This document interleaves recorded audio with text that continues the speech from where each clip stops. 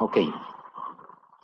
Bueno, entonces, tenemos corriente promedio y corriente instantánea, ¿verdad? La promedio es carga por unidad de tiempo y la instantánea es la derivada de la carga con respecto al tiempo. Necesito la carga como una función del tiempo.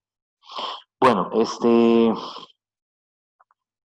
hay un modelo en el cual el libro expone el material de corriente que se llama el modelo microscópico. Es decir, es un modelo para entender cómo se comporta la corriente cuando pasa a través de un conductor, por ejemplo, un cable. Okay, entonces, el modelo básicamente eh, trabaja con algunas cantidades que ya las vamos a ver, como son la densidad de electrones, ¿verdad? La sección transversal del conductor, la longitud del conductor y también una rapidez que se llama rapidez de deriva. Ok, entonces vamos a ver eso ahora.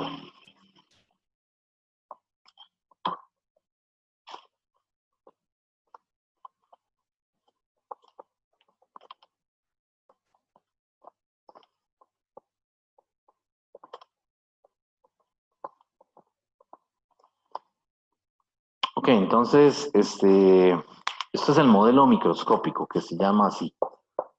Modelo microscópico. Y me voy a ir, digamos, de una vez a la ecuación más importante, que es la que necesitamos en términos para efectos de los cálculos, ¿verdad? Entonces, este modelo, como les decía, suponemos un conductor que tiene una forma cilíndrica, ¿verdad? Y entonces tiene una sección transversal A, tiene una longitud L, ¿verdad?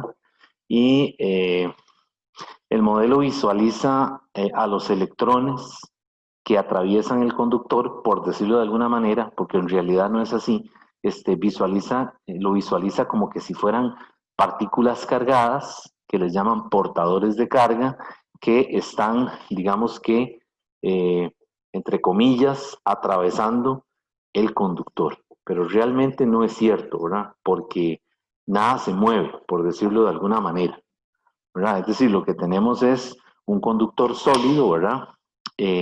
Donde las partículas están en posiciones fijas, ¿verdad? Es decir, los electrones no se mueven, ¿de acuerdo? Entonces, este modelo tampoco es totalmente cierto. Sin embargo, es una aproximación que funciona para describir los fenómenos que se observan desde el punto de vista experimental. Pero es igual que la teoría cinética, es bastante idealizada. Pero para lo que nos interesa describir es suficiente. ¿Ok? Entonces, ve el conductor como un cilindro, ¿verdad? Y entonces aparece una ecuación que nos permite calcular la corriente promedio. Esa corriente promedio, que se le puede poner I barra o ponerle así, unos corchetes, unos paréntesis angulares para decir que es promedio, es igual a N por Q por VD multiplicado por A. Entonces vamos a ver qué son esas cantidades. ¿Ok? Esa N que está ahí se llama la densidad de los portadores de carga y es característica del metal, ¿verdad? Es decir, el cobre, por ejemplo, tiene su propia N, el platino tiene su propia N y así para todos los metales y todos los materiales que son buenos conductores, ¿verdad? Ahorita vemos cómo se puede calcular.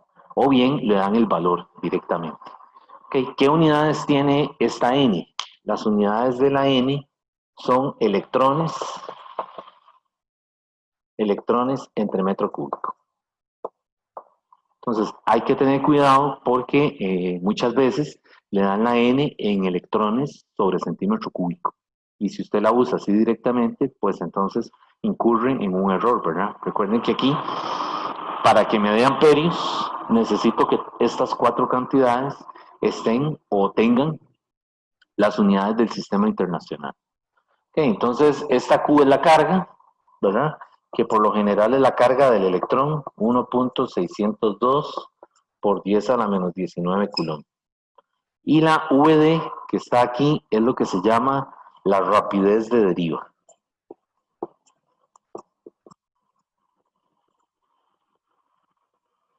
Entonces, como les decía, el modelo se imagina como que si fuera una corriente de electrones, ¿verdad? Lo que está fluyendo por el conductor, que realmente no es cierto, porque están en posiciones fijas y lo que hacen es vibrar, ¿verdad? Y el efecto combinado es la corriente que pasa a través del conductor, pero realmente los electrones no se mueven de esa manera, ¿verdad? Sin embargo, lo estamos imaginando así, ¿ok? Entonces, le asignan, como nos estamos imaginando, que se mueven como que si fueran partículas, ¿verdad? En un fluido, entonces le asignan una velocidad. ¿Ok? Y lo que esperaríamos es que esa velocidad sea muy baja. Y efectivamente, cuando la calculamos, anda en el orden de 10 a la menos 4, 10 a la menos 5 metros sobre segundo. O sea que es muy, pero muy baja, lo cual está de acuerdo con el modelo real, que en realidad, valga la redundancia, las partículas no se mueven, es decir, no se desplazan. ¿Ok? Pero hay que calcularla, o se la dan para que uno calcule la corriente. Y el área que está ahí, el A, perdón, es la sección transversal. A esa V también le dicen rapidez de arrastre, ¿verdad? Porque el efecto realmente es como un efecto de arrastre, ¿verdad? Entonces, esta área, esta es la sección transversal del conductor. Sección transversal del conductor. ¿Qué unidades tiene? Metros cuadrados. Y la rapidez de deriva o rapidez de arrastre, metros sobre segundo. ¿Ok?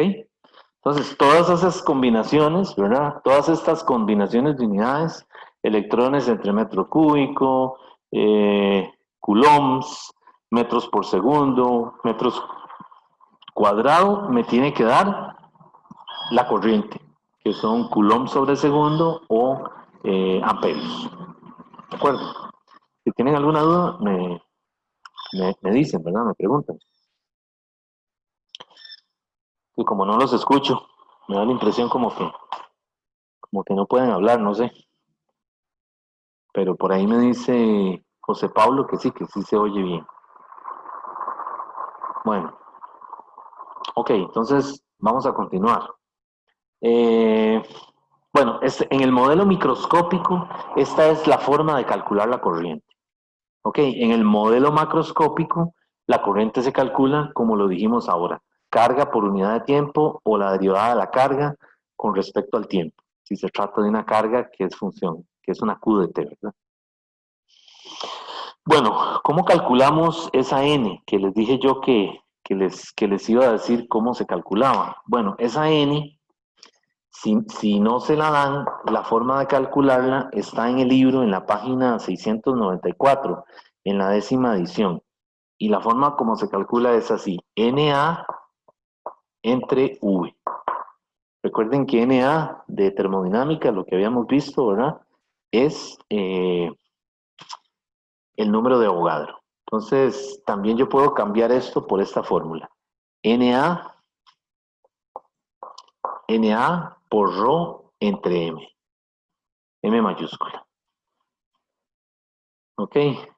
Por ahí me dice, ¿y deben dar lo mismo, profe? Sí, deberían dar lo mismo. Es decir, el modelo microscópico tiene que coincidir con el macroscópico. Entonces, el microscópico es como la visión teórica de cómo calcular la corriente. Y el macroscópico está relacionado con lo que se ve experimentalmente en el laboratorio, ¿verdad? Cuando usted va a medir la corriente con un equipo, ¿verdad? Es lo mismo que teoría cinética, ¿verdad? La teoría cinética era la base, la sustentación, el fundamento de la termodinámica.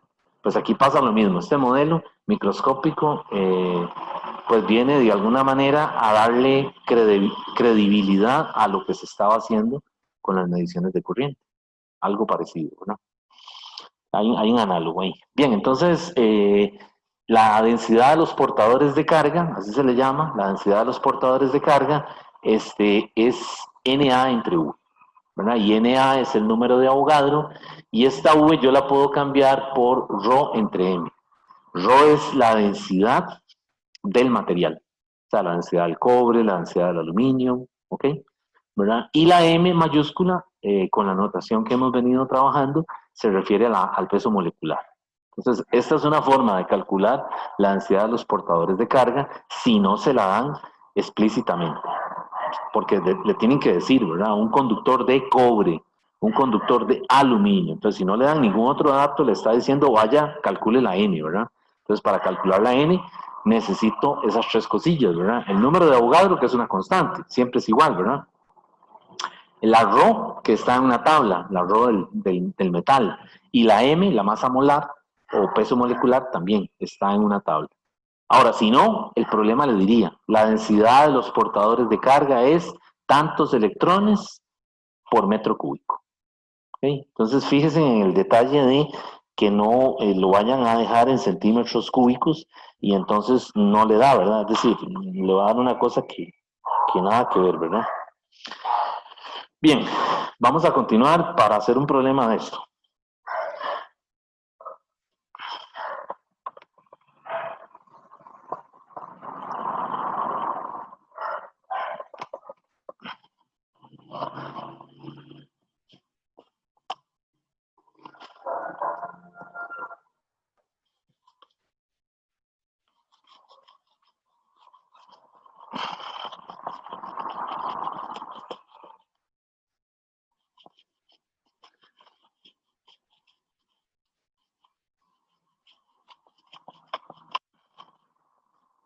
Bueno, hay otra cantidad que está asociada con la corriente que se llama la densidad de corriente.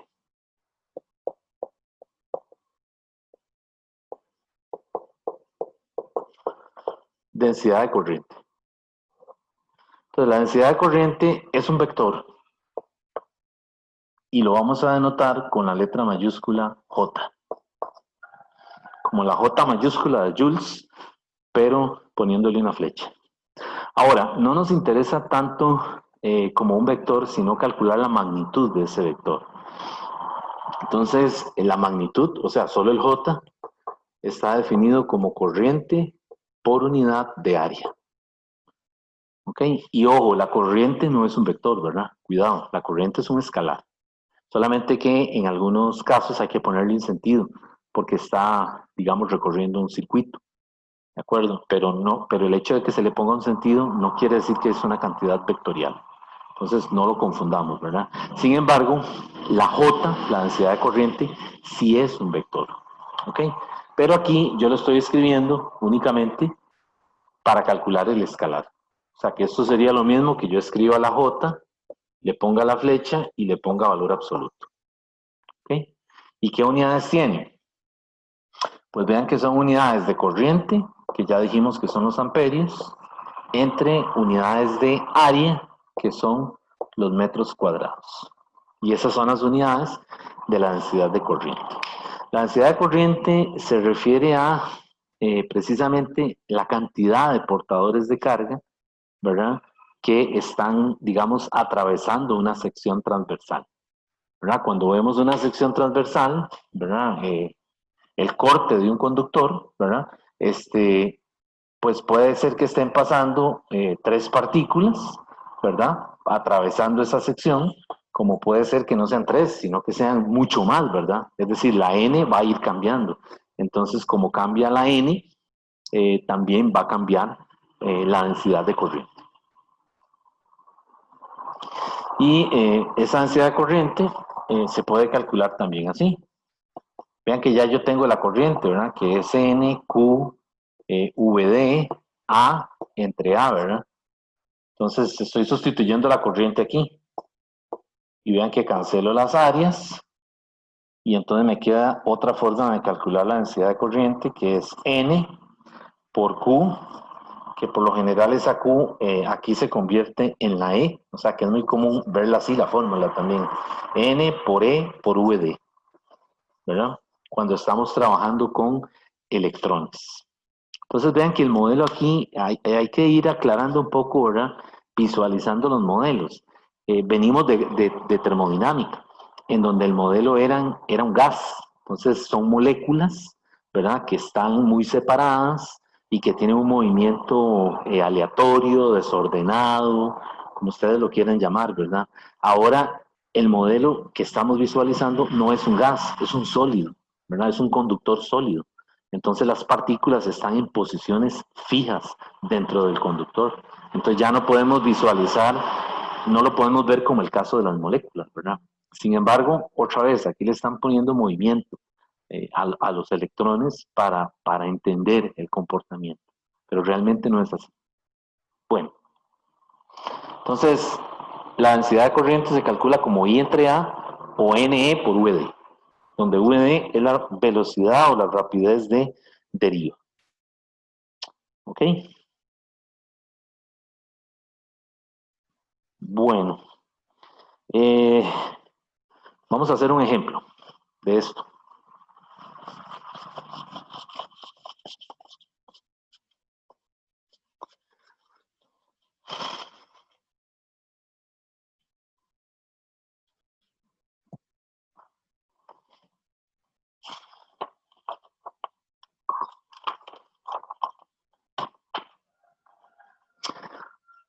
Ok, este es un problema que tomé de ahí de un libro del Sears que se ha usado en el curso.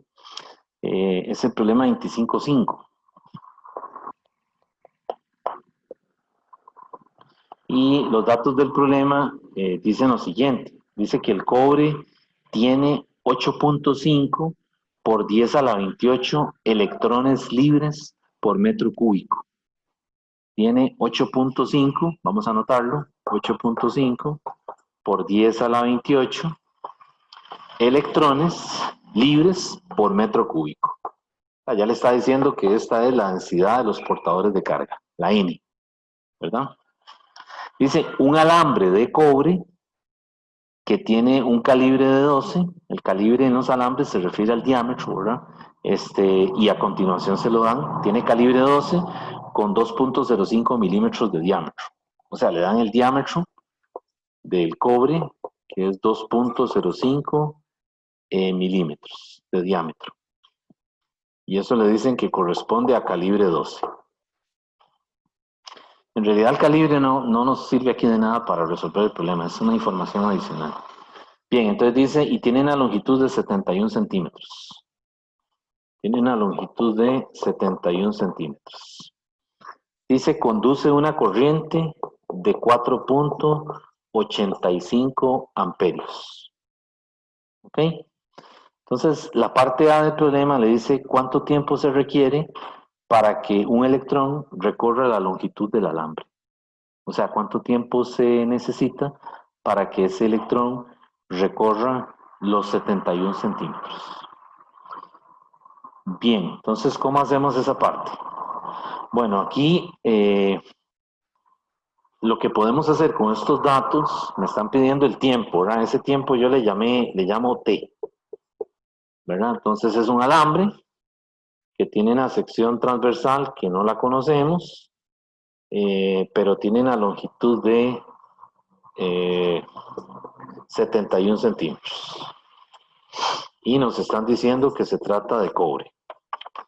Entonces, pues yo lo que hago es que calculo primero la J. Y la J ya vimos que es I entre A. Y el área, ¿qué sería? El área me dice que tiene diámetro de 2.05, ¿verdad? Entonces recuerden que el área se puede calcular como pi r cuadrado o pi por el diámetro cuadrado sobre 4. ¿Está bien? Entonces yo usé aquí el radio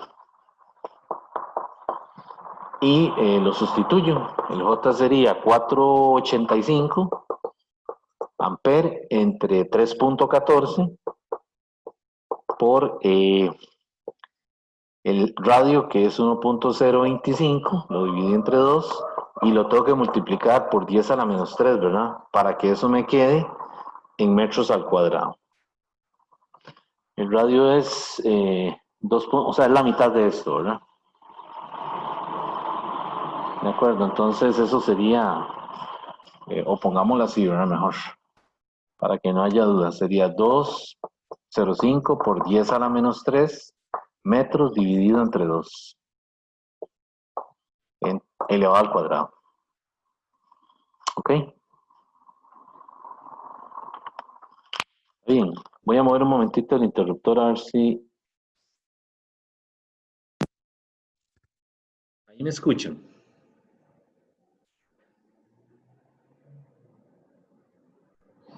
Sí, pero ustedes cuando hablan no los escucho, ¿verdad? Eso es lo que me... Digo, no sé, es que nadie ha hablado. ¿Me escucha, profe? Sí, ok, bien. Aún no lo toco, porque si no nos capaz de que nos quedamos en clase. Ok, bueno, entonces les decía que cogí el radio y lo divido entre dos y de ahí sale la densidad de corriente. Haciendo ese cálculo, esa J a mí me da 1.469 por 10 a la 6.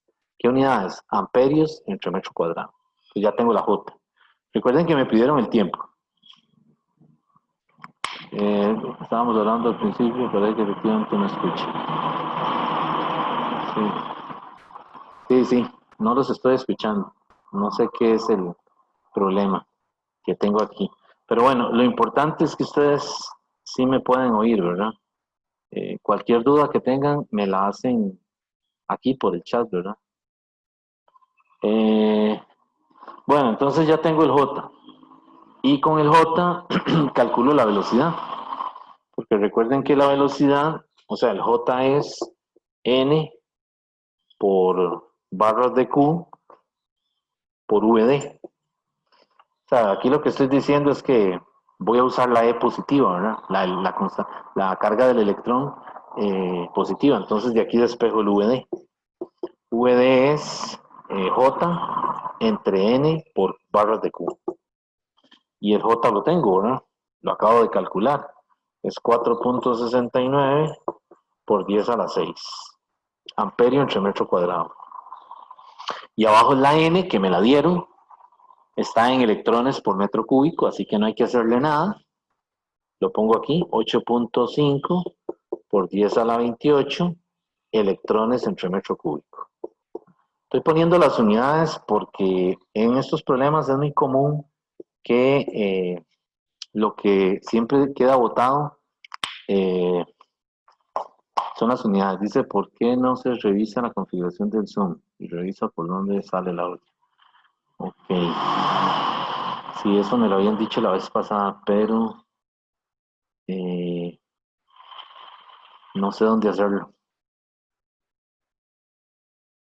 No sé dónde hacerlo. Y yo ya lo había tocado, pero no sé. Si alguien me puede decir dónde es, yo me metería a buscarlo. ¿Dónde es que está lo de la configuración?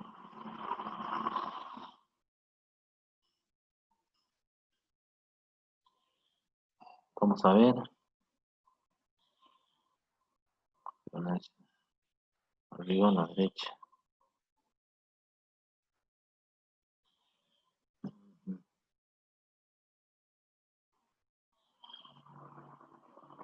Escudo verde. Ok.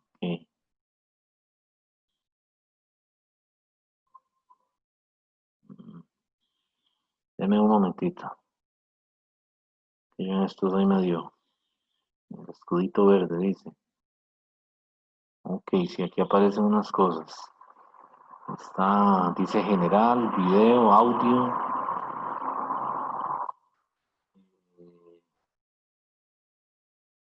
Le doy al audio, ¿será?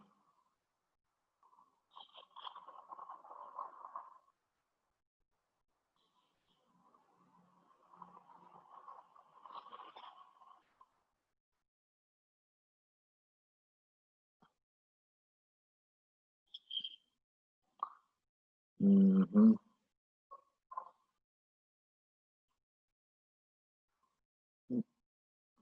Ok, en el escudo verde, yo me meto ahí, hay un montón de cosas. Lo que no entiendo es que, dónde, si alguien me puede decir, porque viene una cosa que dice general, video, audio, eh, dice el chat, no sé, en el audio, ok, me dicen que en el audio, ok, me meto en el audio, Auriculares, ¿serán los auriculares? Altavoz. Puse el altavoz. Pero todavía no me oyen, ¿verdad? Digo, sí me oyen. Soy yo el que no los oigo a ustedes. ¿Me escucha? Por favor. Probando, probando. Ahora sí los oigo. Ya. Ok, ya. Eso Sí. era seguro, Probando, profe. probando. Ok, sí, sí. Era a ver por dónde salía el audio. Ah, ok. Bueno, entonces, ¿y si me siguen oyendo? Sí, sí. Sí, Ok. Bueno, vamos Sí, a... sí, lo escuchamos. Ok, bueno, perfecto, pura vida. Gracias por la ayuda. con Todo bien, gusto. profe. Bueno, entonces vamos a continuar. Lo que sí es que yo ahora los oigo en la computadora, no los oigo aquí, en el audio, en los audífonos no los oigo. Los oigo aquí digamos, en el speaker de la computadora. Bueno, ya con eso calculo la velocidad y esa velocidad me da, voy a ponerlo por aquí, no sé si se ve bien, de arriba. O sea, me están pidiendo el tiempo que tarda en pasar la corriente por el alambre de 71 centímetros. Entonces, ya con eso, la V a mí me da 1.079 por 10 a la menos 4. Ven que es muy baja, es muy pequeña porque prácticamente es inexistente. Ok, y entonces ahora, ya con la velocidad, el modelo de microscópico supone que los electrones se mueven con velocidad constante. Entonces recuerden que con velocidad constante, la V era la distancia recorrida, que es la longitud del conductor, entre el tiempo. Entonces de aquí yo puedo calcular ese tiempo, que sería la longitud, 0.71 metros, hay que pasarlo a metros, ¿verdad? Entre 1.079 por 10 a la menos 4 metros sobre segundo.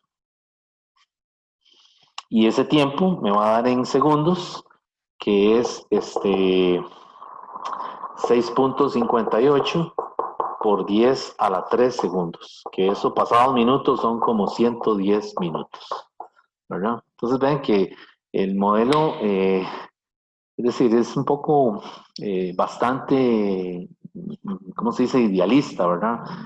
Porque, es decir, no es posible que los electrones tarden este tiempo en pasar por un conductor, ¿verdad? Cuando usted enciende un electrodoméstico, el televisor o lo que sea, la señal es instantánea, ¿verdad?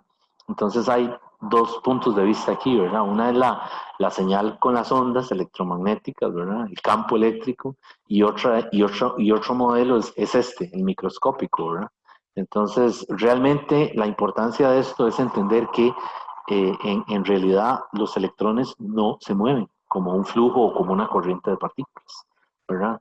Lo vemos aquí, ¿verdad? Este tiempo no tiene sentido y la velocidad es muy baja, eso sí tiene sentido, ¿verdad? Bien, entonces el tiempo daría eso. Bueno, esa es la parte A del problema, calcular el tiempo que tarda la partícula en, digamos, atravesar la longitud del conductor. Entonces, Profe, dígame. tengo una pregunta. Es que, bueno, ahora, no sé si es atinente a este momento, pero hasta ahora se me ocurrió. Sí, En el examen pasado a mí me salió una pregunta de dipolos. ajá, Y sí, pues bueno, eso no entraba. Si sí, les pero salió, ajá. bueno, la pegué, pero lo que me pregunto es que si en este examen va a salir.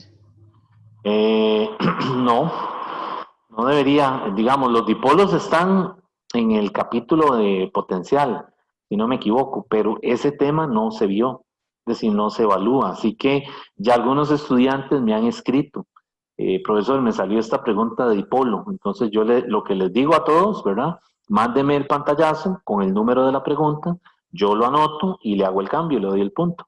Ahora, si usted la Ah, pegó, no, pero es pues que sí la pegué, por eso es el que pero la es pegó. para los temas del examen siguiente, porque No, me salió en este. no, dipolo no entra. Dipolo no entra. Ah, ok. Sí. Gracias, profe. Bueno,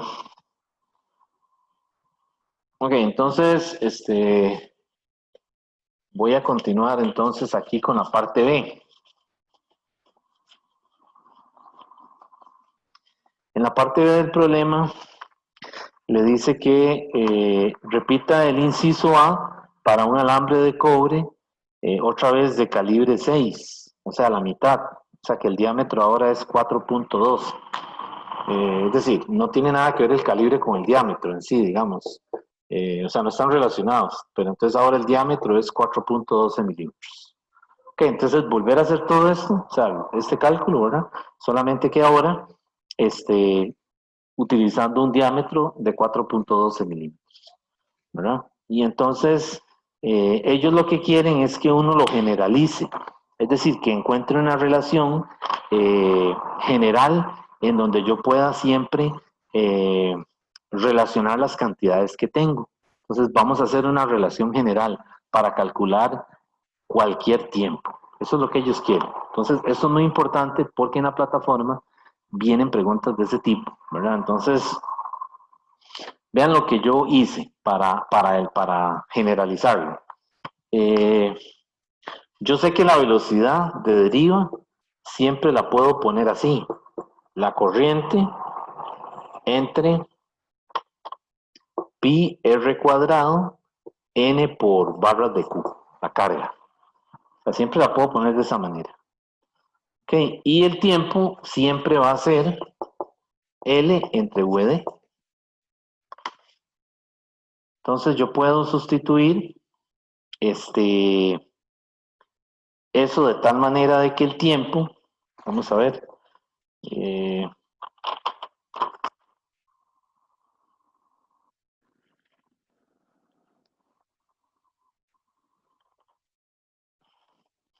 sea, yo puedo ahora sustituir, combinar estas dos ecuaciones y vean que el tiempo va a ser pi r cuadrado n barras de Q L.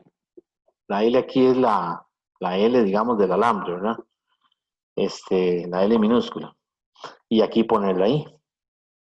Ok, entonces vean que el tiempo realmente mantiene una relación ¿con quién?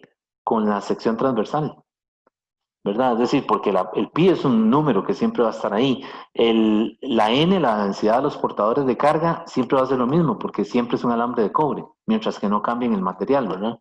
La q siempre va a estar ahí, porque es la carga fundamental del electrón, que es 1.602 por 10 a la menos 19. Y el alambre, la longitud es la misma. Es decir, se supone que es un conductor con la misma longitud, pero le cambiaron el radio. O sea, le cambiaron la sección transversal. Entonces vean que realmente lo que vemos aquí es que el tiempo es directamente proporcional ¿a quién? Al R al cuadrado, ¿verdad? O al diámetro en este caso, ¿verdad? Entonces de ahí yo puedo encontrar una relación general. Yo puedo decir, o sea, usar los subíndices 1 y 2 y hallar una expresión que me relacione ambos tiempos. Entonces, T2 entre T1, hago un cociente, ¿verdad? Va a ser diámetro 2 entre diámetro 1. Entonces, vean que ahí tengo una forma de calcular el tiempo, el segundo tiempo, ¿verdad? Cuando tengo un diámetro de 4.2 milímetros sin tener que volver a recalcular todo otra vez, ¿verdad? Entonces, para calcular ahora el tiempo 2, yo simplemente sustituyo aquí, es tiempo 1, diámetro 2 entre diámetro 1 al cuadrado. Y ahora lo que hago es, dígame. Eso es en una corriente que es la misma y en una longitud que es la misma. Correcto. Sí, todo tiene que ser igual. Lo único que se está cambiando es la sección transversal del alambre. ¿Está bien? Bien, profe. Ok, entonces, pues al sustituir aquí el tiempo 1, que ya lo teníamos, ¿verdad? El tiempo 1 eran los 6.58.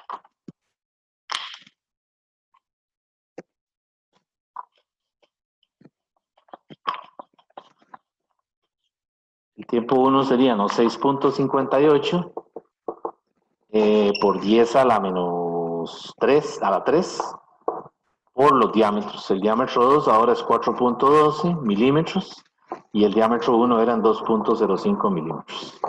Y eso lo elevo al cuadrado y me queda entonces que el tiempo es ahora 2.66 por 10 a la 4 segundos, o sea que son 440 minutos. O sea que es casi 4 veces o 4 veces el tiempo que dura, digamos, cuando yo reduzco cuando paso el diámetro a 4 puntos, o sea, cuando duplico el diámetro. ¿Verdad? Prácticamente aquí lo estoy duplicando, ¿verdad? Entonces, hay algunas preguntas en la plataforma que son de este tipo de razonamiento, ¿verdad? Es decir, que lo que quieren es que usted generalice el resultado para que no tenga que estar usando otra vez todas las constantes, ¿verdad? Entonces, vean que aquí, en este mismo problema, ¿qué vemos con la velocidad? ¿Qué podríamos decir? Que la rapidez de deriva es inversamente proporcional a una constante, digamos, entre d cuadrado. De la ecuación que yo había escrito ahora, ¿verdad? Vemos esto enseguida, la rapidez de deriva es inversamente proporcional a d cuadrado.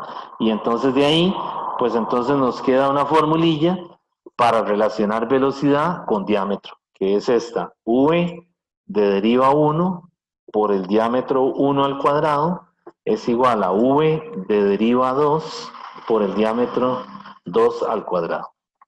Este d que está en este subíndice no tiene nada que ver con el diámetro. Es que de casualidad la d la usamos para las dos cosas, para referirnos a la rapidez de deriva o de arrastre y el d para el diámetro. Pero entonces vean que en este mismo problema, ahora la velocidad está relacionada de esta manera. Entonces, la idea de estos problemas es que uno vea el comportamiento de las variables para poder predecir qué pasa más adelante.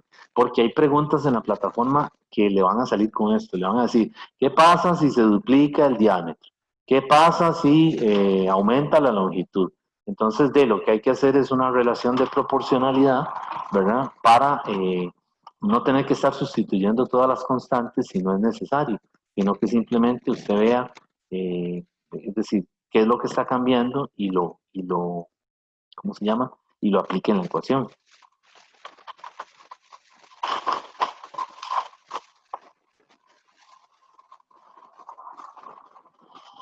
Bueno, entonces vamos a continuar, si no hay ninguna pregunta.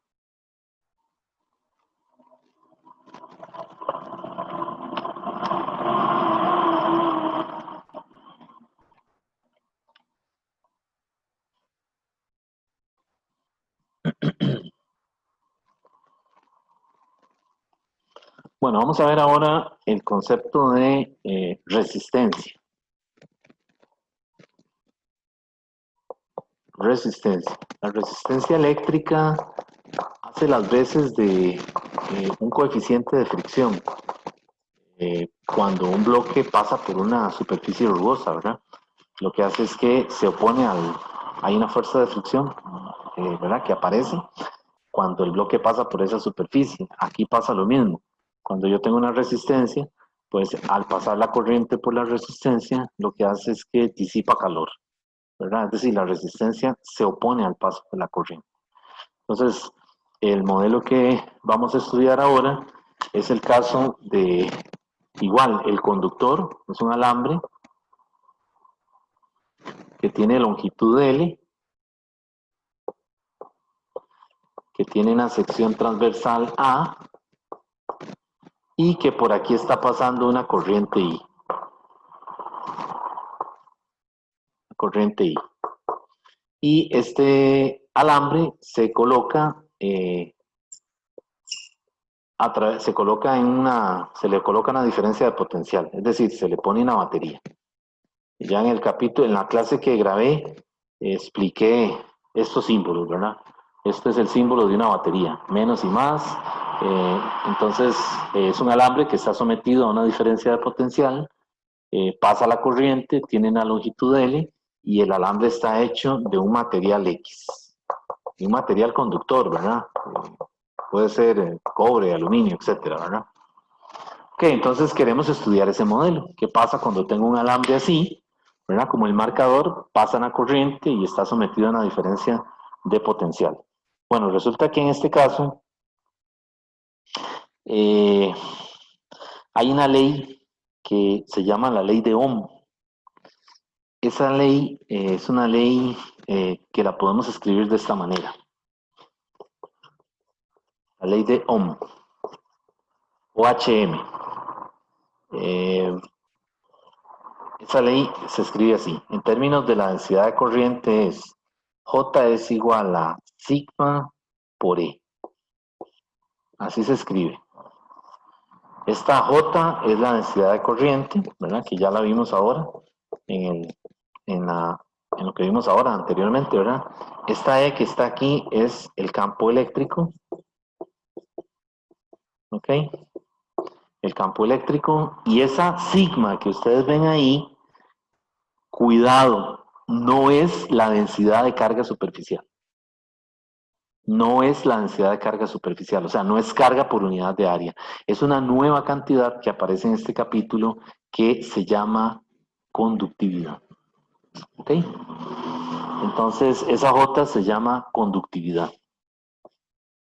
Lo que pasa es que aquí se nos acaban las letras, ¿verdad? Y entonces cuando llegamos a este capítulo, comenzamos a utilizar otra vez rho, sigma, ¿ok? Y entonces tiene un significado físico distinto. Entonces la conductividad aquí está asociada obviamente con las características del conductor, ¿verdad? Es decir, si usted tiene un aislante, pues los valores de sigma van a ser muy bajos, ¿verdad? Porque sigma está asociada con la propiedad, precisa con la capacidad de conducción de ese material. Ok, entonces, los materiales que siguen esta ley se llaman materiales ómicos. Ok, entonces esta sigma, cuidado, no es conductividad, ¿verdad? Entonces, perdón, no es densidad de carga, no es densidad de carga superficial. Entonces, ¿qué unidades tiene? Bueno, tiene que tener las unidades combinadas de densidad de corriente y campo. Entonces, sigma, las unidades son ampere entre metro cuadrado y abajo es campo, que son newton sobre coulomb. Más adelante vamos a poner otra unidad. Y esto es aproximadamente lineal, siempre que el material sea óhmico. Es decir, no todos los materiales son óhmicos, la mayoría no lo son. Entonces esta ley de Ohm estrictamente no es una ley como tal. No es como la ley como la segunda ley de Newton o como la segunda ley de la termodinámica, que son leyes universales, ¿verdad? Esta ley funciona para algunos materiales, precisamente los que mantienen una relación lineal entre la corriente y el voltaje. Entonces resulta que la ley de Ohm también se puede escribir de esta manera. Otra versión de esta ecuación es esta. El delta V de la batería es igual a I, la corriente, por R. Esa es la versión más conocida. ¿De acuerdo? De la ley de Ohm. No tanto esta. O sea, la original es esta, pero digamos también se puede escribir así. La diferencia de potencial es igual a corriente por resistencia. Y vean que es una relación lineal.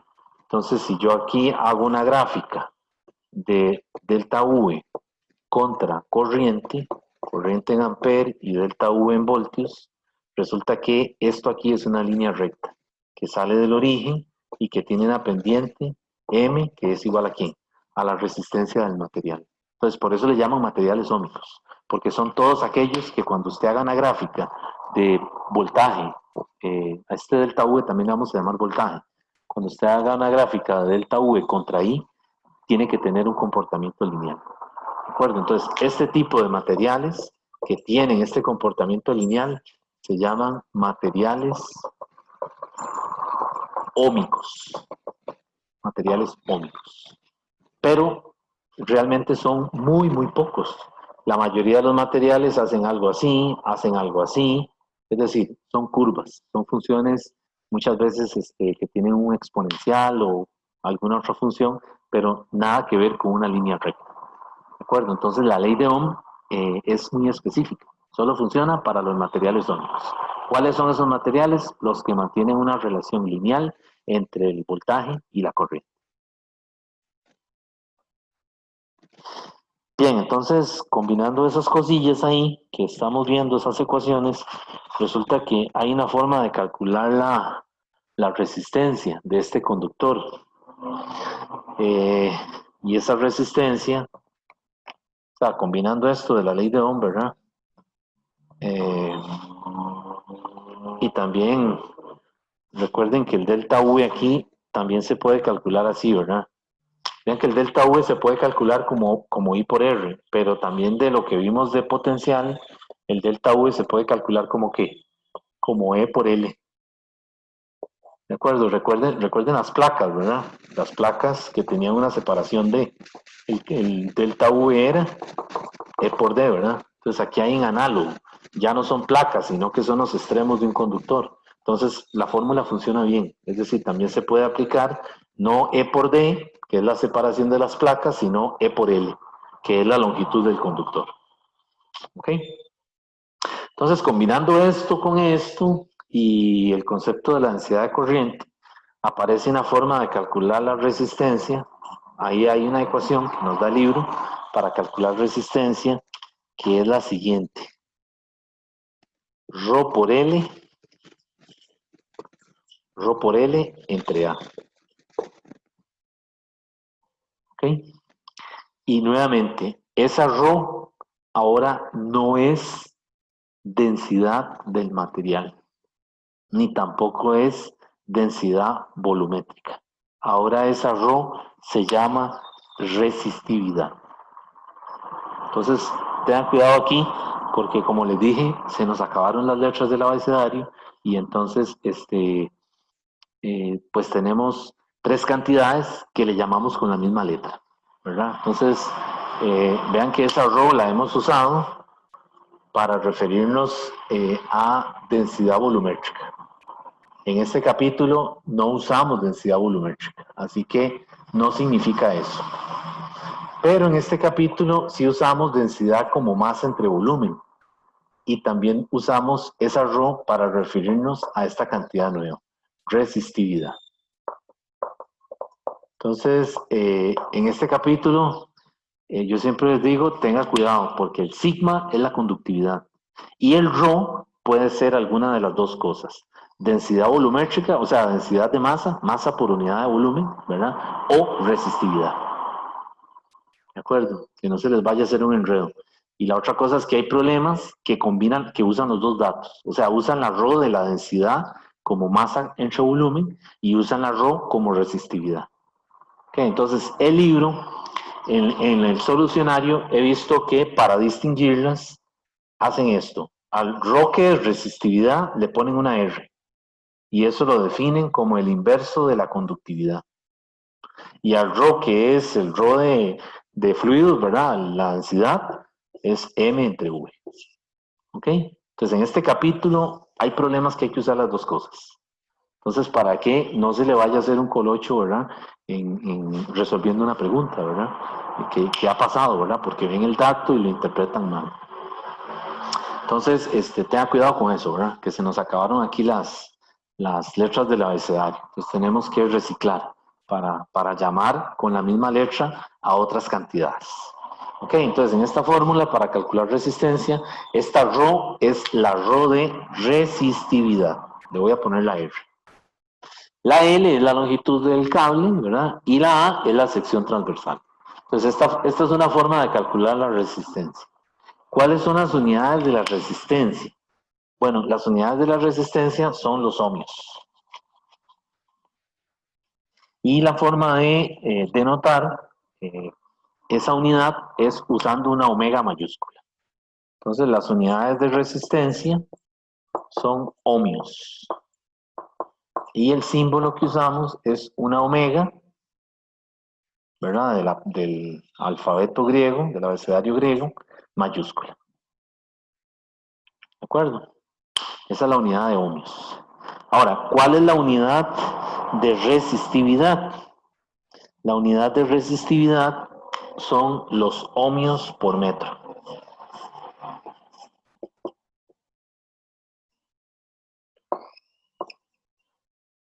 ¿Ok? ¿Y cuál es la unidad de conductividad? Pues es ohmios a la menos 1 por metros a la menos 1, porque vean que es el inverso de uno es el inverso del otro, ¿verdad? Entonces, qué sé yo, los buenos conductores, ¿qué pasa con sus resistividades? ¿Son muy altas o son muy bajas? Baja. Son muy bajas, ¿verdad? Entonces, por ejemplo, los 3 mejores conductores que existen en la naturaleza son el cobre de tercero, la plata de segundo y el oro de primero. O sea, esas son las 3 mejores resistividades, las 3 resistividades más bajas que hay. O sea, el metal por excelencia para conducir la corriente es el oro, ¿verdad? Después del oro está la plata y después de la plata está el cobre. Entonces, ustedes ven que el cableado público usa cobre, ¿verdad? Y aún así se lo roban, ¿verdad? Entonces, imagínense si fuera oro. Sería, bueno, no sé, no me lo puedo imaginar, ¿verdad? Pero es decir, son los 3 metales que tienen las resistividades más bajas y las conductividades, el sigma, más altos. ¿Ok? Entonces, no se les olvide, la resistividad es el inverso de la conductividad, ¿verdad? Entonces, los metales tienen resistividades muy, sí, tienen, ¿cómo es? Los metales tienen resistividades muy bajas y conductividades muy altas. Un ejemplo es el cobre. Vamos a ver el valor del cobre. La resistividad del cobre en la tabla que está ahí en el libro, en el capítulo en el que estamos, le dan una tabla donde aparecen las resistividades. En el cobre la resistividad es 1.7 por 10 a la menos 8. ¿Qué unidades? Ohmios por metro. Esa es la resistividad del cobre, que es el metal, digamos, que más se utiliza para todo lo que tiene que ver con fabricación de electrodomésticos, qué sé yo, cableado público, ¿verdad? Porque es barato, es decir, es muy barato, mucho más barato que el oro, ¿verdad? Y obviamente está en cantidades mayores, ¿verdad? En el planeta, que el oro, ¿verdad? Entonces, por eso el oro sigue siendo el metal, es decir, más caro, ¿verdad? Bueno, ahora hay otros igual de caros, ¿verdad? Por ejemplo, el platino es muy caro también, ¿verdad? Pero depende en qué se vaya a aplicar, ¿verdad? O qué uso se le va a dar a eso, ¿verdad? Bien, entonces, esta es la ley de Ohm, ¿verdad? Que se puede escribir también, dijimos, como J igual sigma por E, ¿verdad? Y sigma es la conductividad, ¿verdad? Y una forma de calcular la resistencia es ρr, resistividad del material, que ya está en una tabla, por la longitud del conductor entre el área. Bueno, entonces, vamos a ver si hay un problemita por aquí de eso. Para...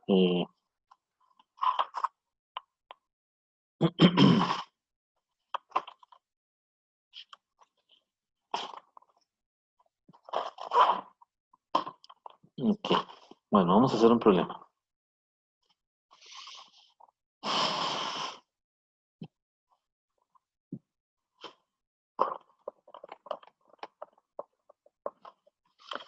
Sí, los materiales óhmicos son muy pocos, ¿verdad? Es una familia muy reducida, por eso la ley de Ohm, pues realmente no es una ley, ¿verdad? En el sentido estricto de la palabra, ¿verdad? No lo es, ¿verdad? Como la ley de gravitación o la segunda ley de la termodinámica, ¿verdad? Que son leyes universales. Es decir, que no se ha encontrado nada que las refute, en donde fallen, ¿verdad?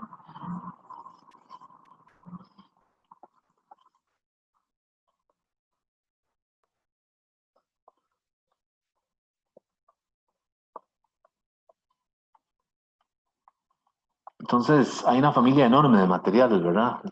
Los famosos materiales inteligentes, ¿verdad? Que es todo un campo muy amplio que en nanotecnología, ¿verdad? Como por ejemplo los diodos, ¿verdad?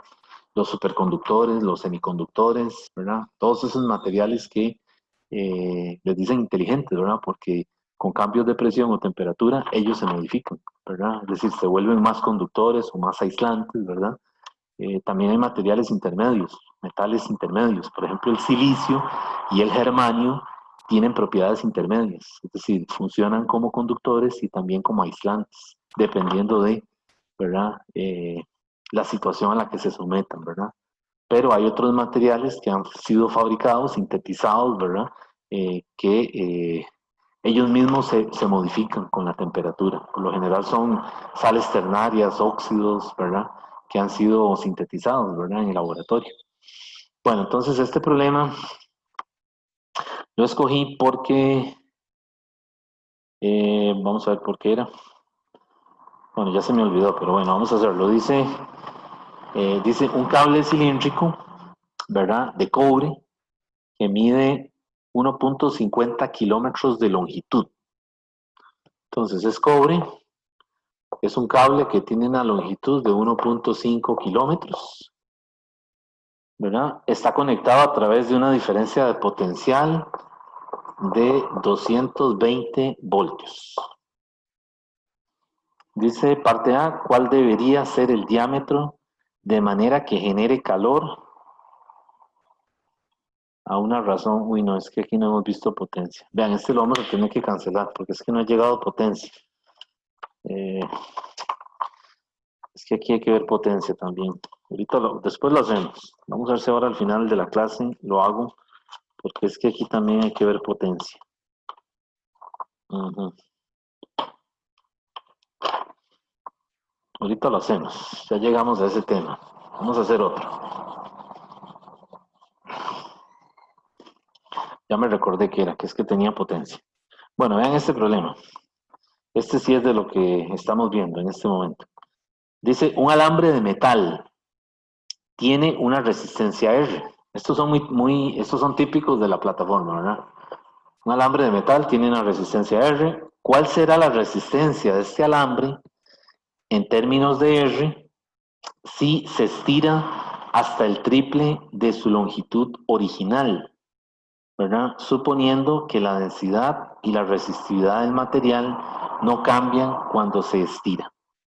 Y le dan una sugerencia, la cantidad de metal no cambia, de modo que el estiramiento solo afecta el área de la sección transversal. O sea, le está pidiendo la resistencia nueva cuando usted triplica la longitud. ¿De acuerdo?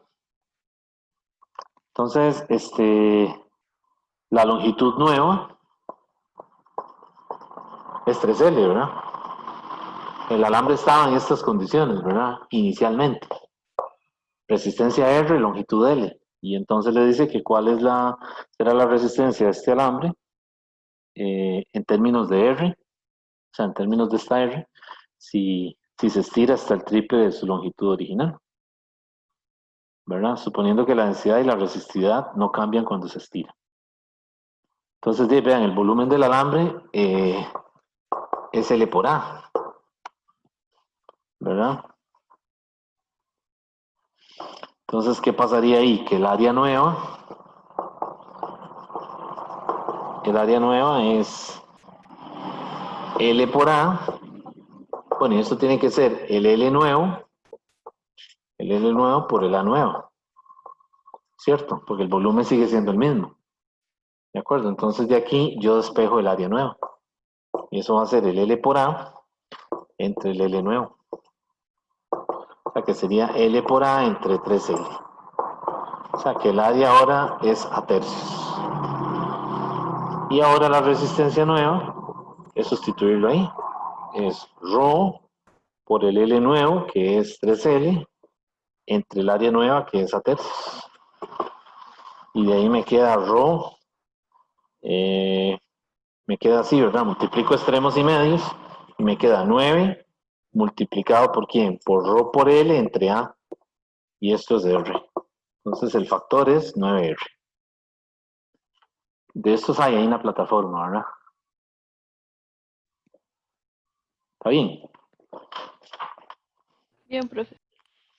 Bueno, entonces ahí el secreto es darse cuenta que el volumen es el mismo, ¿verdad? O sea, el alambre usted lo puede estirar, ¿verdad? Pero igual el volumen va a mantenerse. Bueno, entonces vamos a continuar.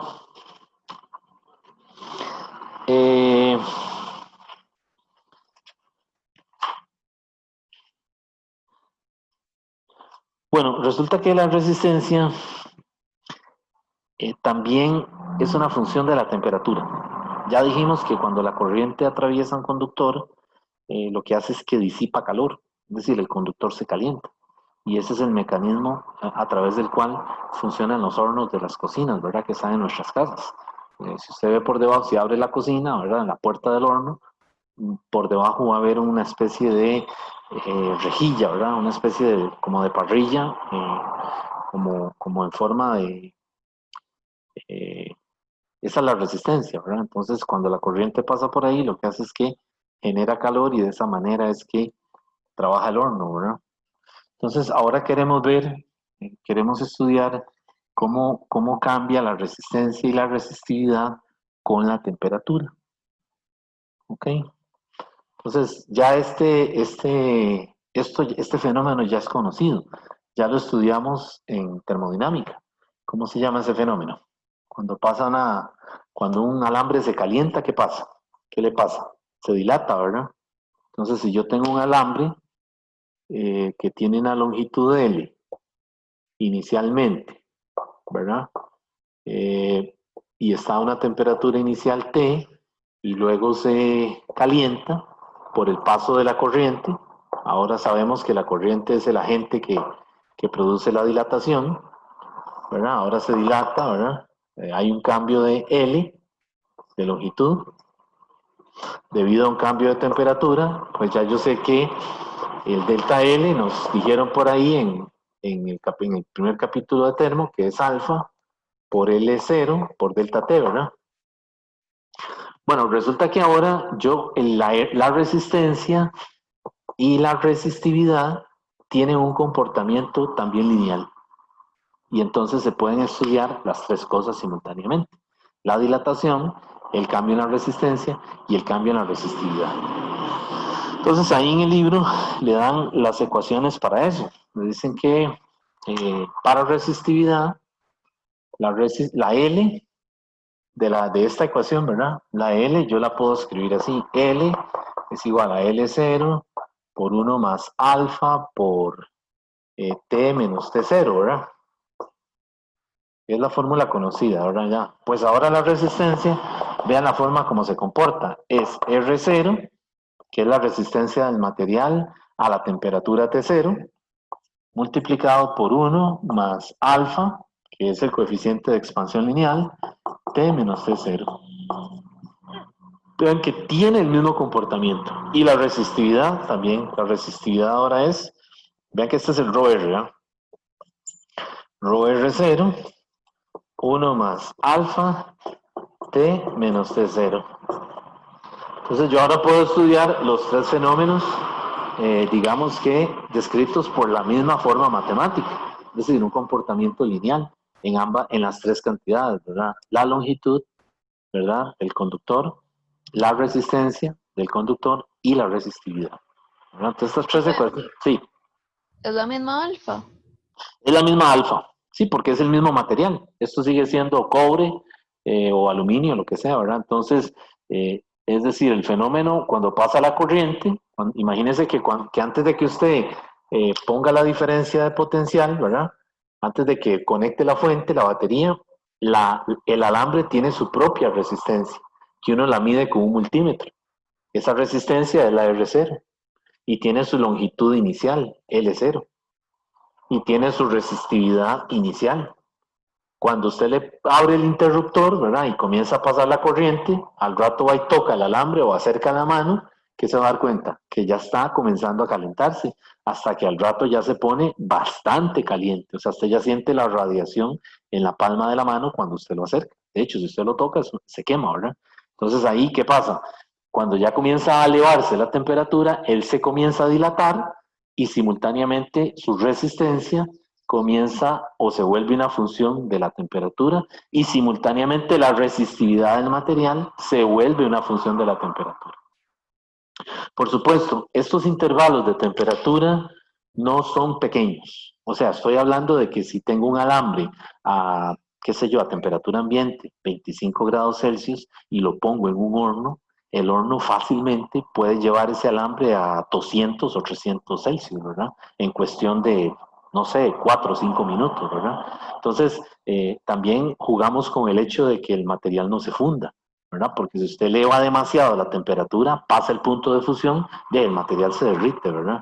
Entonces, esta parte es muy interesante, es el área de trabajo de los ingenieros especialistas en metalurgia, ¿verdad?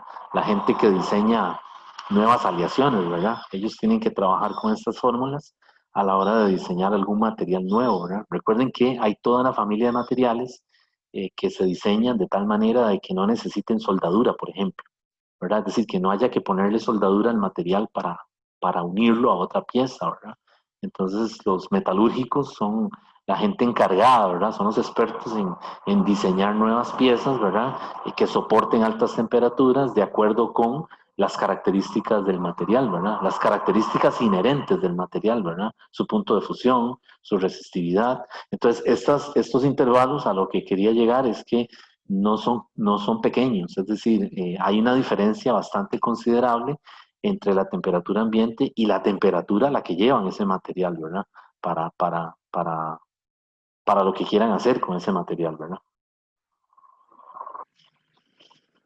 Pero vean que la forma de las ecuaciones es la misma, ¿verdad? Es decir, es lo mismo. Si usted conoce la longitud, igual aquí esto puede funcionar como también un sistema de ecuaciones, ¿verdad?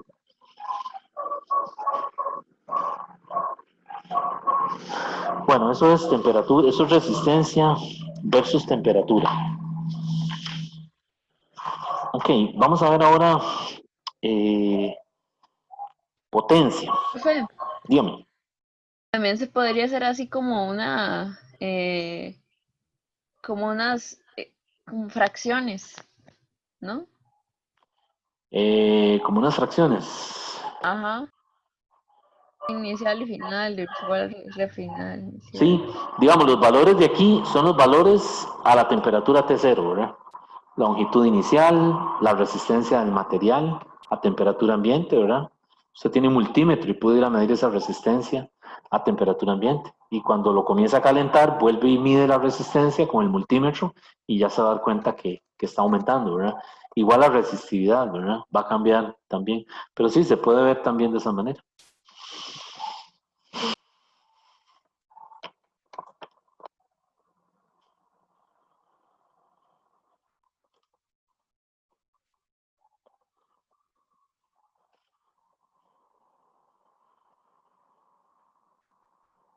Bueno, entonces vamos a ver ahora sí voy a pasar a ver potencia en, en, en circuitos, ¿verdad? Lo que se llama potencia eléctrica.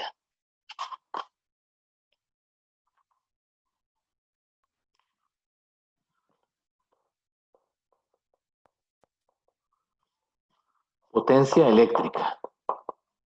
Bueno, ya hemos calculado potencia mecánica, ¿verdad? Ya ustedes saben que la potencia mecánica promedio es el trabajo entre delta T, ¿verdad? Eso es potencia mecánica. Bueno, aquí en este capítulo hay un análogo para estudiar la potencia asociada con un circuito, ¿verdad? Entonces, un circuito muy común, el más sencillo que hay es el que tiene una batería, ¿verdad? Y que tiene una resistencia conectada. Podría tener un capacitor también, ¿verdad? Podríamos ponerle un capacitor aquí. Ese es el símbolo de capacitor, que yo lo explico ahí en la clase que preparé.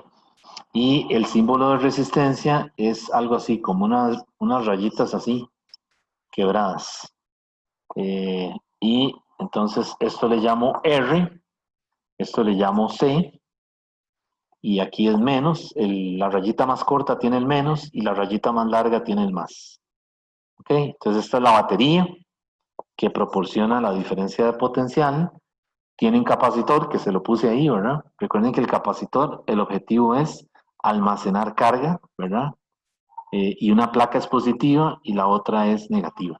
Pero la carga menos Q es igual en magnitud a la carga más Q. ¿Ok? Bueno, eso es del capítulo anterior. Y este es el símbolo para resistencia. Entonces, este es un circuito muy básico, ¿verdad? Se compone de, digamos, tiene dos componentes que son el capacitor y la resistencia. Y la corriente, pues puede circular en sentido horario. Si la pongo a correr así, ¿verdad? Que haga esto, que recorre el circuito de esta manera. Y por lo general, en las resistencias se ponen las terminales A y B. Esta simbología lo que quiere decir es que la resistencia fue colocada entre las terminales A y B, que son los puntos donde usted coloca el multímetro para medir lo que quiera medir, ¿verdad? La corriente que pasa por ahí, la resistencia del resistor o la capacitancia del capacitor. Vean que aquí es importante también distinguir la cantidad que caracteriza el dispositivo. Así que yo tal vez lo he estado diciendo mal, ¿verdad? Cuando hablamos de la cantidad que caracteriza el dispositivo, decimos, por ejemplo, capacitancia. El dispositivo es el capacitor. Igual aquí, en el caso de la resistencia es la cantidad que caracteriza el dispositivo. En este caso, el dispositivo es un resistor. ¿Ok? Bien, entonces, ese es el símbolo para resistencia. Y igual, el voltaje tiene dos terminales, ¿verdad? Dos terminales, qué sé yo, estas A y B, C y D, por ejemplo, ¿verdad? Entonces, esa simbología lo que le dice es que son los puntos donde usted conecta el dispositivo, ¿verdad? O quita o pone otra resistencia, etcétera, ¿verdad? Y también son los puntos de medición. Bueno, la cosa es que cuando quiero hablar de potencia, la corriente, cuando pasa por una resistencia, lo que hace es que genera lo que se llama una caída de voltaje. O sea, siempre que la corriente pasa por algún dispositivo, hay una caída de voltaje. Entonces, por ejemplo, cuando la corriente pasa por el capacitor, hay una caída de voltaje en el capacitor. Cuando pasa por la resistencia, igual. Ok, entonces, para calcular la potencia en un circuito así, la potencia la podemos calcular de esta manera. I por delta U. Esa es una forma de calcularlo. Pero usando la ley de Ohm, que delta U es igual a I por R, yo puedo sustituir esto aquí. Y entonces me queda otra forma de calcular la potencia en la resistencia, que sería I cuadrado por R. A esta potencia se le llama potencia disipada. Potencia disipada en la resistencia. Potencia disipada en la resistencia, porque vean que lo que aparece ahí es la R. Ok, y a esta le llaman potencia generada en la batería. O potencia generada por la fuente que provee la diferencia de potencial. Ok, entonces vean que hay que tener cuidado con esto, ¿verdad? A la hora de que le piden calcular algo, hay que fijarse a qué se refiere. Es decir, en cuál dispositivo estamos. Estamos en el capacitor, estamos en el resistor, etcétera, ¿verdad? Que son los dos que vamos a estudiar aquí. Y también yo puedo despejar de aquí la I. Vean que la I es delta U entre R. Entonces la potencia también es delta U cuadrado entre R. Entonces a esa también le llaman potencia disipada en la resistencia, ¿verdad? Entonces en los libros de circuitos, ¿verdad? Para los que ustedes vayan si hay alguien que va a ser aquí ingeniero eléctrico, ya lo sabe, se usa esta simbología, se pone una flecha así en el dispositivo para decir que hay una caída de potencial al pasar la corriente por ese dispositivo. ¿Okay? Ahora, en general, dígame. ¿Y el capacitor no hace un cambio en eso? Porque ese circuito que se puso tiene un... Sí, aquí hay también una caída de potencial. Y pues la potencia se calcularía igual, como I por delta V. Entonces aquí recuerden que la capacitancia es, bueno, de la clase que no pude dar hoy 18, la capacitancia está definida como carga entre delta V. Entonces, pues habría que ver qué datos me dan, ¿verdad? Si es que me dice que calcule una potencia, una potencia o una caída de potencial en el capacitor, ¿verdad? Más adelante, en la clase de la otra semana, vamos a ver los capacitores cuando la carga y la descarga. Entonces ahí vamos a estudiar un poco más cómo cambia la carga y la corriente en un capacitor. Ok, entonces Y estas son las formas de calcular potencia que le da el capítulo pero de corriente. Sí, todas esas son diferentes, ¿verdad? No, uno la calcula en un componente y puede ser diferente, ¿verdad? Del otro. Digamos, si yo calculo una en el capacitor es diferente de la del resistor y así. sí, claro, sí, sí, son distintas. Ok. Sí, sí, y las caídas de potencial son distintas porque son dispositivos que tienen funciones distintas. La resistencia lo que hace es disipar energía en forma de calor, ¿verdad? Y el capacitor lo que hace es acumular carga.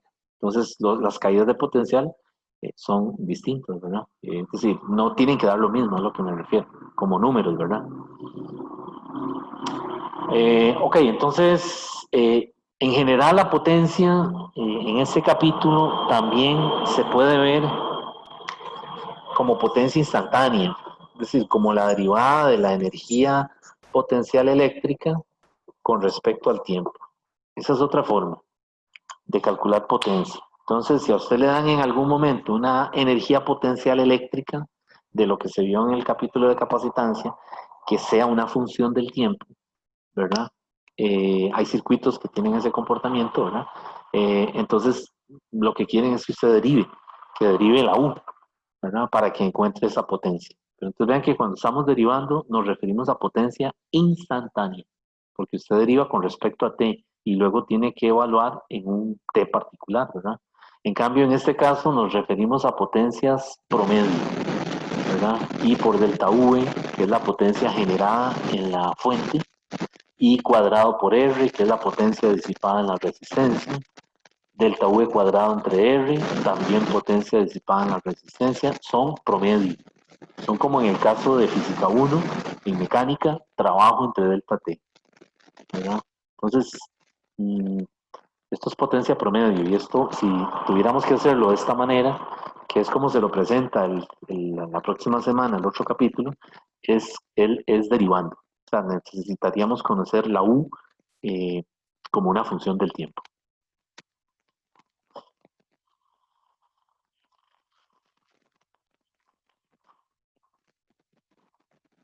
Ok. Entonces, bueno, ese es el concepto de potencia. Eh, sí, Parece como que su micrófono está pegando con algo. sí, Sí. déjeme ver. Eh, ahí se oye bien. No es como que está pegando con algo, algo que está raspándolo. No sé si es su cable, alguna interferencia. Sí, en un momentito. No sé qué es lo que... Bueno, ahí lo desconecté. ¿Me oyen? Mejor, Sí, sí, lo que pasa es que si lo dejo así, quité esta cosa, ¿verdad? Entonces se escucha todo el ruido de fondo. Entonces van a salir, van a escuchar ahorita a los perros míos aquí, ¿verdad? Entonces, por eso es que yo uso esto, ¿verdad? Para tratar de aislar un poco la calidad del sonido. Voy a volverlo a conectar, a ver. ¿Cómo me oye? se volvió el problema. No sé si será que cuando lo desconecto se desconfigura. Creo que es que se desconfigura. Déjenme ver el audio.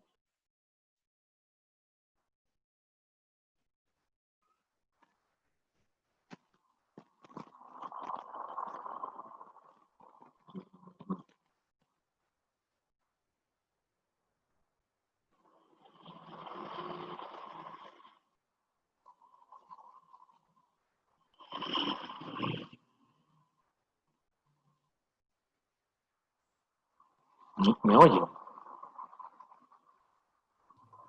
Sí, profe, nada más que a lo largo del tiempo en el que usted habla, sí es una cierta interferencia, a veces se quita, vuelve. ¿Me oye o no me oye? Sí. Sí,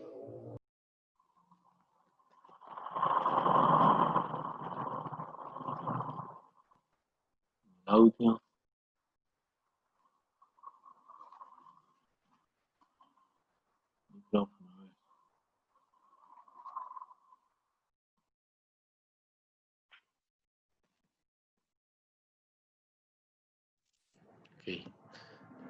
Ahí me oye.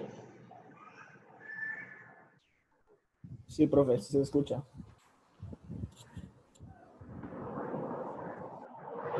Lo suficientemente bien. Ay, no sé.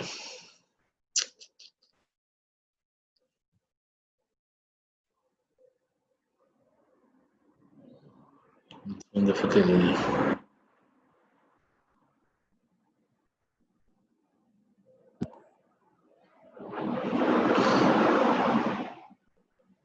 Ahí me oye. Sí, sí, profe. Ok, está bien.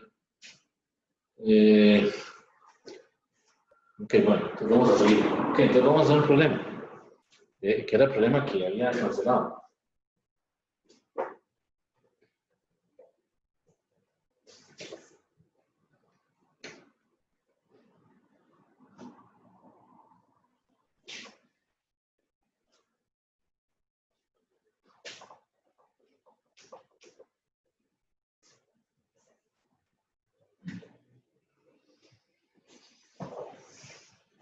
Ok, entonces,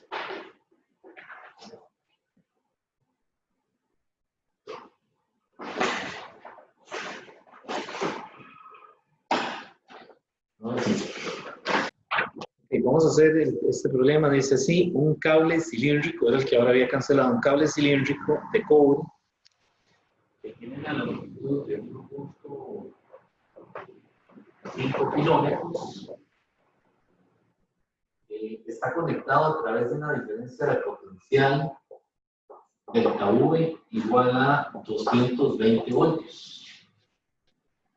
Okay. La parte A dice cuál debería ser el diámetro, ¿verdad? ¿Cuál debe ser el diámetro?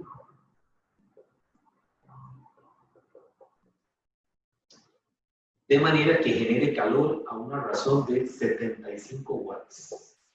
Pues esos 75 watts es potencia, ¿verdad? Profe, está hablando de una resistencia, ¿verdad? Sí, dice que es un cable cilíndrico, sí que funciona como una resistencia, ¿verdad? Ese cable tiene una resistencia, ya de por sí, ¿verdad? Tiene una resistencia al paso de la corriente, ¿verdad? Pero no estamos hablando de la resistencia, el símbolo así, sino el cable como un todo, ¿verdad? Es un cable cilíndrico de cobre que mide unos 50 kilómetros, ¿verdad? De longitud. Está conectado a una diferencia potencial de 220 y le dice que cuál debe ser el diámetro de manera que genere calor a una razón de 75 watts. Entonces, está pidiendo el diámetro. Entonces, yo ahí, pues, como tengo la diferencia de potencial, uso la fórmula de potencia, que es delta V al cuadrado entre R. Okay. Y la resistencia es ρ, la resistividad, ¿verdad? Por L entre A. Y lo que hago es que lo acomodo, ¿verdad? El diámetro va a salir de aquí. Entonces, eso sería, poniéndolo todo, sería pi r cuadrado, delta v cuadrado, entre rho L, así. ¿Ok? Entonces, de aquí yo puedo sacar el diámetro, ¿verdad? Que me están pidiendo, pero lo que hago es que después lo multiplico, o sea, calculo el radio y lo multiplico por 2, ¿verdad? Entonces, yo puedo despejar el radio. Y entonces, ¿qué sería el radio aquí? El radio sería, despejando, sería la raíz cuadrada de potencia por resistividad L entre pi por delta V cuadrado. Y sustituir todo lo que hay ahí, ¿verdad? Pues sería entonces 75 watts. Y ya aquí puse 50, no sé por qué. Por la resistividad del.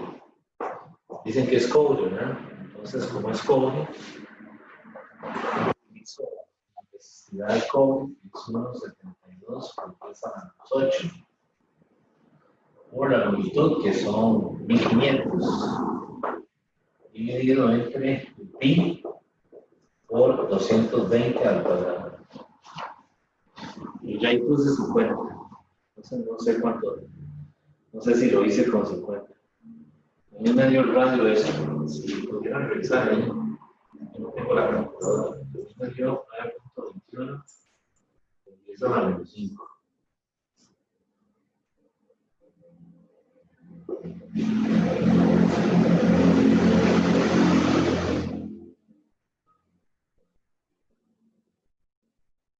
Diámetro sería 2R, que sería entonces 0.18, 42 minutos. Como este metro, voy a pasar gracias a metros. Profe, creo que sí usó 50 porque a mí me da 1,13 por 10 a la menos 4. Entonces, Con 50 me da lo que le dio usted. ¿crees que aquí son 50? Dice que la redacción del problema lo que tenía son 50. Yo no sé por qué puse 75. Muy irregular.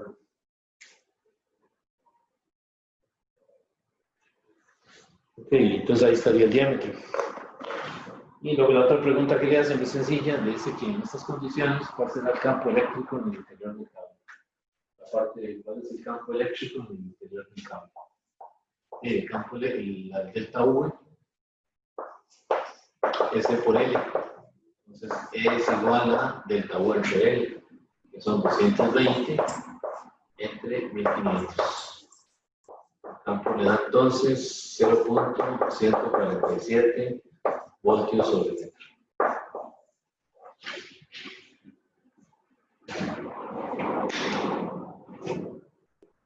¿Okay?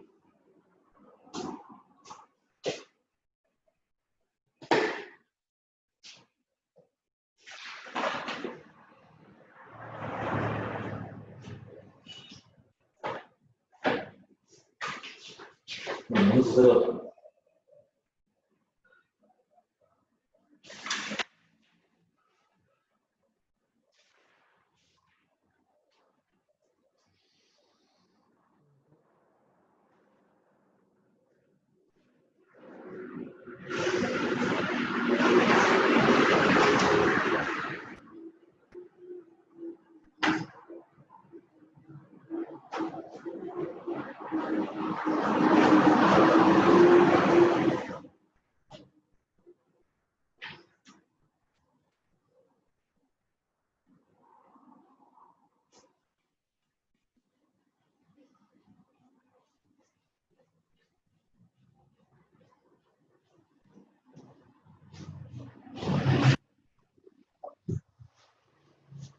Bueno, este es un problema más conceptual, ¿verdad? Este problema dice así, es el caso típico, ¿verdad?, de cuando una persona lamentablemente es alcanzada por un rayo, ¿verdad? Dice así, un rayo involucra corrientes de hasta 25.000 amperios. Oiga la cantidad, 25.000 amperios. Y para que no tenga daño en el cuerpo, anda con 5 miliamperios. Es decir, eso es lo que le tiene que pasar, ¿verdad?, por el cuerpo durante cierto tiempo, ¿verdad?, para que tenga un daño permanente o para que le afecte el ritmo cardíaco. Pero vean la cantidad, vean el orden de magnitud, ¿verdad? Arriba es 10 a la 4 y abajo es 10 a la menos 3, ¿verdad?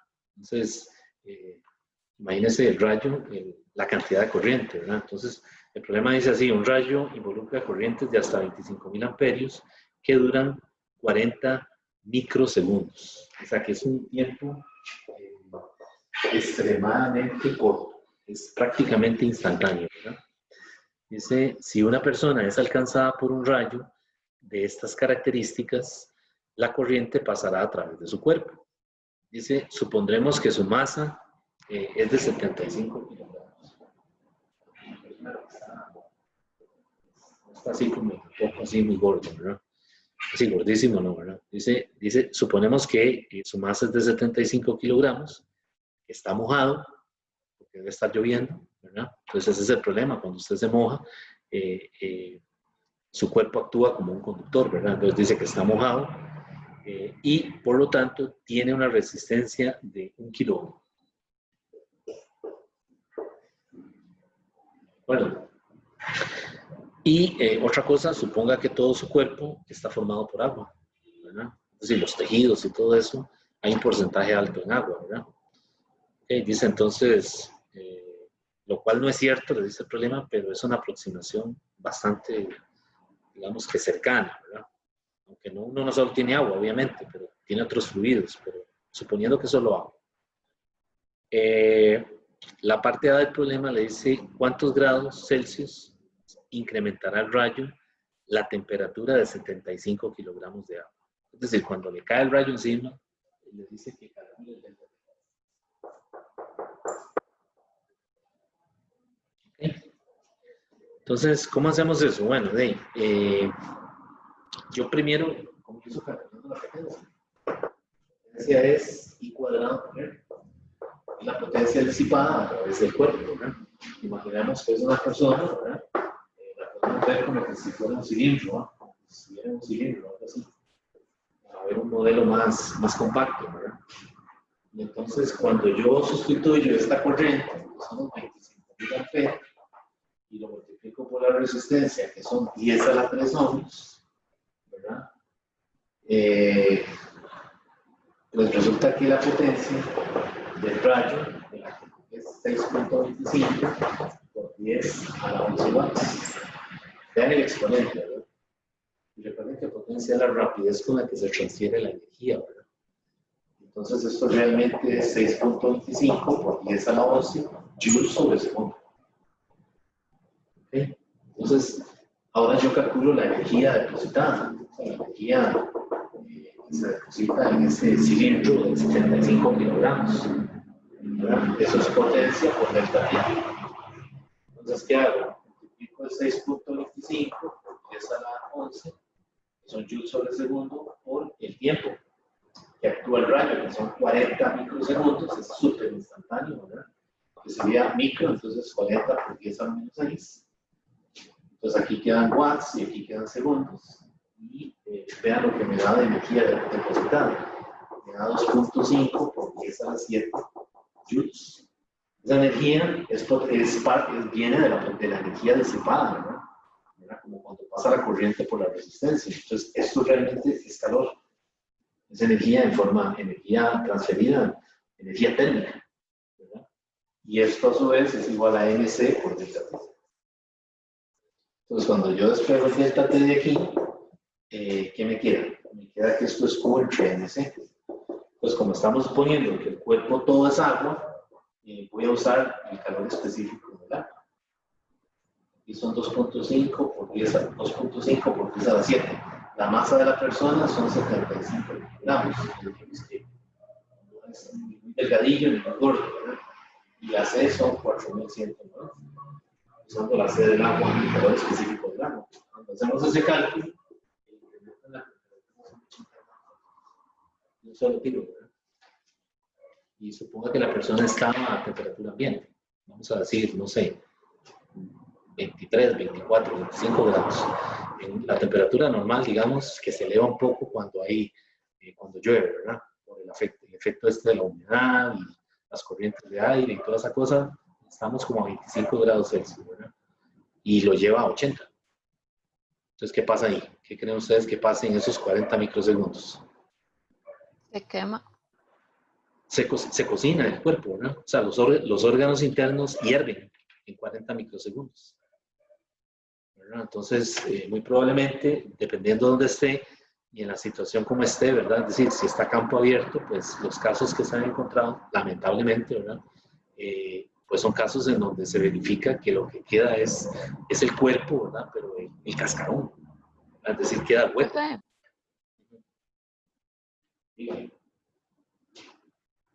una pregunta, pero si digamos que estuviera en 25 grados centígrados Ajá. Y llegar ahí a 105, ¿no se ocupa el calor latente antes de que llegue a 100? De ahí, pues sí, pero es que realmente el cuerpo en ese momento no está a 25, está a 37 o a 36. ¿Verdad? Entonces realmente lo que habría que restar son, ¿cómo se dice? Habría que considerar lo que falta. Digamos, el delta T son 80, pero realmente, digamos, si está a 37 el cuerpo de esa persona, para llevarlo a 80 serían 63 grados. O sea que el incremento sería de 63 grados, no de 80 directamente. Pero es que no dice que llevarlo 80 es el cambio, ¿no? Sí, no, es decir, le está pidiendo el delta T y lo que arroja en la aproximación son 80 grados Celsius, pero el cuerpo está a 37. O sea, nosotros estamos normalmente a 37, 36, ¿verdad? Así que... Ya llega como a 117, entonces. Más o menos, ¿verdad? Sí, pero entonces vea que sería llevar el agua del cuerpo al punto de ebullición, 100 grados Celsius. Y como usted lo mismo lo está diciendo, estamos por encima de 100, ¿verdad? Entonces, el efecto de esto es que los órganos internos se vaporizan, ¿verdad? Es lo que pasó, por ejemplo, en el caso de Pompeya, ¿verdad? Y Herculano, en Roma, cuando ese volcán estalló, ¿verdad? El calor era tan intenso que simplemente los órganos que tienen mucho fluido simplemente se vaporizan, ¿verdad? Es decir, hay un cambio de fase, evidentemente, y entonces es lo que han encontrado, ¿verdad? Han encontrado solamente el shell, ¿verdad? ¿Cómo se dice? La cáscara, ¿verdad? Nada más, pero adentro no hay nada. Pero igual no habría que dividirlo entre la MC más el L de calor latente, como ya sabemos que va a llegar a más Sí, bien, también. Sí, se por quiere. aquello de la respuesta, porque para que sea pues más exacta. Sí, pero entonces, digamos, si es para efectos de un problema, le tendrían que decir que tome en cuenta el cambio de fase. Pero en este caso estamos haciendo una aproximación suponiendo que todo el calor se transmitió únicamente debido a una diferencia de temperatura.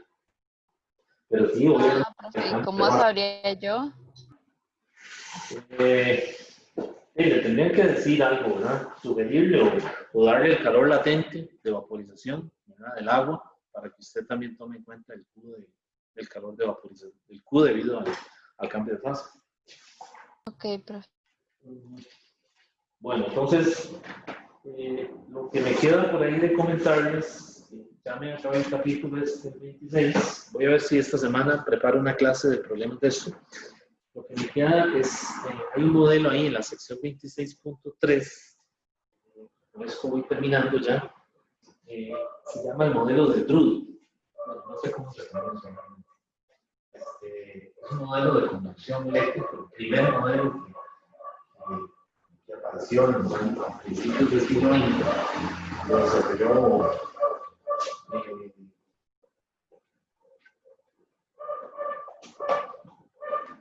se llama así, el modelo modelo de Drude.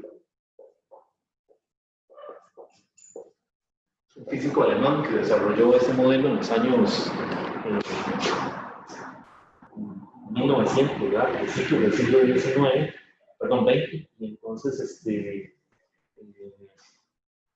es un modelo bastante mecánico, es decir, usa mucho la segunda ley de Newton, igual que la teoría cinética, ¿verdad? Entonces, el modelo le da algunas formas de calcular, por ejemplo, la J, ¿verdad? Entonces, digamos que ahí la ecuación, las ecuaciones más, digamos, las que más nos interesan son cómo calcular la resistividad. La resistividad se puede calcular como ME entre N Q cuadrado tau. Ya vamos a decir qué es cada una de esas cosas. Y el sigma, el inverso del rho, ¿verdad? Entonces, ese tau que está ahí es un tiempo. Se llama el intervalo de tiempo promedio entre colisiones sucesivas. O sea, Drude, en esa época, o Drude, como se pronuncie, se apoyó en la teoría cinética, ¿verdad? Entonces se imaginó esto de los electrones como que si fuera un gas, ¿verdad? Entonces no hay una analogía, ¿verdad? No es correcta, pero como él lo interpretó, digamos que dio en el clavo. O sea, que sí, las ecuaciones se ajustaron a lo que se veía experimentalmente. Entonces, él presenta ese tiempo que es el tiempo, digamos, entre colisiones. Se imagina como que si fueran muchas colisiones, ¿verdad? En realidad las partículas están fijas, ¿verdad? Y lo que pueden hacer es vibrar. Pero entonces él imaginó que hay colisiones. Y utiliza un factor geométrico ahí, que aquí si no estamos interesados en eso, para entonces hallar ese tiempo. Lo que llama el intervalo de tiempo promedio entre colisiones. Y entonces, con eso y conociendo la masa, ¿verdad? La masa en este caso, la masa del electrón, ¿verdad? Que ya en esa época ya se había calculado, y la Q es la carga del electrón, ¿verdad? Pudo hacer una aproximación de la densidad, perdón, de la conductividad y de la resistividad. O sea, calculó alguno de esos y luego calculó el inverso. Y ya entonces tenía ambos, ¿verdad? Y entonces, bueno, ya en esa época la masa del electrón se conocía, la carga del electrón se conocía, y él con algunos ajustes, como les digo yo, que no hay mucho detalle aquí en el libro de eso, aproxima ese tau, ese tiempo que ven aquí. ¿Okay? Y entonces, los resultados son bastante buenos, ¿verdad? Lo que pasa es que cuando ya los intervalos de temperatura cambian, ¿verdad? Ya ese modelo de Drude no funciona. Pero, digamos, es un modelo clásico que el libro lo comenta ahí, para que le den una leída, ¿verdad? Al principio el modelo le da las suposiciones, ¿verdad? Acerca de cómo se ven los componentes físicos y cuál es el comportamiento de esos componentes, ¿verdad? Igual que en teoría cinética, en el capítulo de teoría cinética le dicen cuáles son las componentes físicas y cuál es su comportamiento, ¿verdad? Entonces aquí en el modelo de Drude, lo que les dice es que piensen en un conductor como un arreglo regular de átomos, ¿verdad? Más un conjunto de electrones libres que a veces se conocen como electrones de conducción. ¿Okay? Entonces, por ahí comienza haciéndole la descripción. Realmente no sé si hay preguntas de eso en la plataforma, pero viendo el cronograma, ayer que me puse a verlo, dice que se evalúan todas las secciones del capítulo 26. Entonces, voy a preguntarle al coordinador a ver si este modelo se va a evaluar, si no, para que ni pierdan el tiempo en leerlo, ¿verdad? Porque algunas veces, por ejemplo, esto en el curso tradicional, o sea, en forma presencial, nunca se evalúa. Pero ahora veo que dice que son todas las secciones. Entonces, voy a consultar con el coordinador y por ahí les envío alguna nota en el correo institucional. Bueno, entonces, jóvenes, aquí tendríamos ya visto el capítulo 26, ¿verdad? Que es el capítulo de corriente y resistencia. Y nos faltaría el último capítulo, que sería el 27, que es circuitos de corriente. Ya ahí acaba el material, porque el 28 es el capítulo 28 es campo magnético, y eso se llama Física General 3. Okay, entonces nos quedaría el capítulo 27 para la próxima semana, y voy a ver si esta semana les preparo una clase asincrónica de problemas de esto. Hoy en la tarde, en algún momento, subo las 2 clases que tengo listas ya de capacitancia para que la busquen en la semana correspondiente, vean, ahí en la plataforma, y una clase de problemas de potencial eléctrico. Profe, Dígame. tal vez ya para la otra vaya, no sé si puede ir viendo lo del micrófono. Por ejemplo, ahorita usted estaba hablando y no se escuchaba esa interferencia, pero obviamente sí se escuchaba el ruido de fondo. Ok. Entonces, no sé si podría ir viendo eso para cuando grabe las clases. Sí tengo que verlo, pero una pregunta, ¿sí me escuchan? Sí se escucha, profe. Pero hay una Nada diferencia. más con su micrófono ahorita se escucha el ruido de fondo, pero se escucha. Antes se escuchaba un poco mejor, pero sí se oía una interferencia como como Voy a mo- si voy a se moverlo un raspara el poquito. micrófono con algo. Ahí me oye, Sí, pero ¿cómo me oye? ¿Bien o...? mejor que antes. Ok, entonces, bueno, los demás muchachos, si quieren ya desconectarse, no los quiero tampoco atrasar, pero me gustaría que se quede un momentito ahí pues, para jugar con esto, a ver si lo logro arreglar. Bueno, ahorita parece bien. ¿Sí se oye bien? Sí, se oye, de hecho, mejor que Es, los es que últimos 10 minutos. lo que hice fue que lo saqué un poquito. Ah, probablemente es que puede ser que estuviera pegando con algo. Sí, o sea, porque este conector, digamos, tiene una punta, ¿verdad? Y yo lo que hago es que la llego hasta el final, la meto hasta el puro final. Y ahí es donde usted me dice que escucha la interferencia. Y ahora lo que hice fue que lo saqué un poquito. Entonces, no está totalmente metido. Entonces, Mm, ahí lo escucha, pero usted lo escucha con el ruido de fondo o escucha solamente, me escucha a mí nada más. lo escucho con el ruido de fondo, pero sí se escucha a usted mucho más alto que el ruido de fondo, entonces se escucha mucho mejor. Ya. Sí, correcto. O sea, su voz se escucha mucho mejor que cualquier ruido de fondo en ese caso. Ok. Deme un momentito, voy a probar, es que yo compré uno nuevo. El lunes, precisamente, que no les pude dar la clase, me fui a buscar uno nuevo. Voy a cambiarlo y voy a probar, a ver. Sí, profe, de hecho yo estaba pensando en sugerirle si le serviría usar unos audífonos de Bluetooth Sí, eso me dijeron también. con uno de esos que vienen con un stick de Bluetooth Sí. para ponerle a Eh, la compu si no tiene. Sí, voy a buscar, a ver cuándo voy otra vez a Heredia a buscar algo así. Voy a conectar el nuevo. Lo voy a llevar hasta el final, hasta adentro, y ustedes me dicen, ahí está hasta adentro. ¿Cómo me oye? No se sigue hablando. Aló. ¿Cómo me oyen? Sí, bien, Sí, se escucha bien. bien, Se mucho mejor. escucha bien, sí.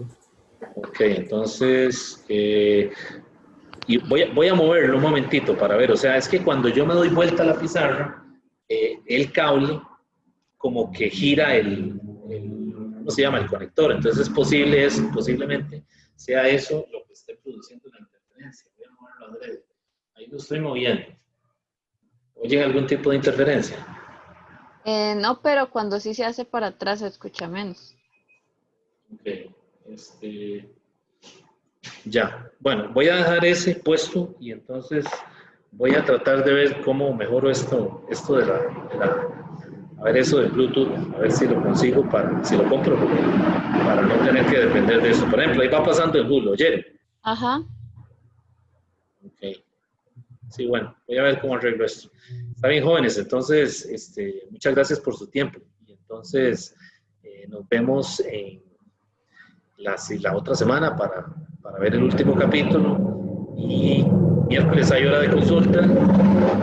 Y la otra cosa es que si les aparece alguna pregunta de Polo o algo así, que ya han aparecido, me mandan la pregunta ¿cómo se llama? Con el número y yo le hago el cambio en la plataforma. Ok, profe, muchas gracias. Bueno, entonces nos vemos la otra semana, jóvenes. Hasta luego. Hasta Bueno, luego, profe, hasta gracias. luego. Ok, hasta luego.